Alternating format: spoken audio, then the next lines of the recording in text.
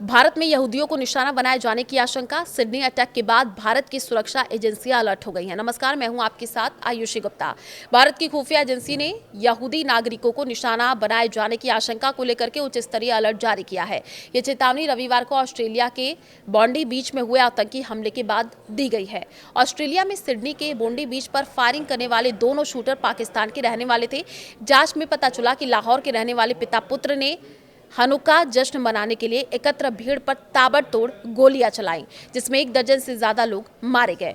खुफिया एजेंसियां अलर्ट हो गई हैं। बहरहाल भारत की सुरक्षा एजेंसियां खासकर दिल्ली, मुंबई और बेंगलुरु में सतर्क रहने को कहा गया है। मीडिया रिपोर्टों के मुताबिक संभावित आतंकी हमले से जुड़ी खुफिया जानकारी मिलने के बाद ये अलर्ट पिछले सप्ताह ही जारी कर दिया गया था, जिसे अब भी लागू रखा जाएगा। यहूदी इलाके में कड़ी निगरानी है। यहूदी धर्मस्थल, इजरायली संस्था और उन रिहायशी इलाकों में कड़ी निगरानी रखी जा रही है जहां इजरायली और यहूदी नागरिक रहते हैं। रिपोर्ट आई है, उसके मुताबिक भारत में रह रहे इजरायली नागरिक और उनके बच्चों को भी आतंकी संगठन निशाना बना सकते हैं।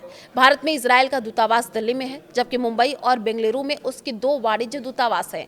भारत के यहूदी समुदाय में सतर्कता बढ़ गई है। भारत में करीब 4000 यहूदी रहते हैं। इसमें भारतीय यहूदी के साथ साथ अन्य देशों से आकर के बसे यहूदी शामिल हैं। यहूदी जीवन का केंद्र मुख्य रूप से मुंबई है, जहां सिनेगॉग डे, स्कूल डे और कोशेर भोजन की सुविधाएं मौजूद हैं। यहाँ काउंसिल ऑफ इंडियन जूरी प्रमुख प्रतिनिधि संस्था है। इसके अलावा बिनाई ब्रिथ यहूदी club, बिकुर चोलिम, women's international, Jainist organisation और हादसा जैसी संस्थाएं भी सक्रिय हैं। इसके अलावा हर साल करीब 50,000 इजरायली नागरिक भारत की यात्रा करते हैं। प्रधानमंत्री नरेंद्र मोदी ने ऑस्ट्रेलिया हमले की निंदा की है। प्रधानमंत्री नरेंद्र मोदी ने ऑस्ट्रेलिया में हुए आतंकी हमले की कड़ी निंदा करते हुए कहा कि मैं इस जघन्य आतंकी हमले की कड़े शब्दों में निंदा करता हूं।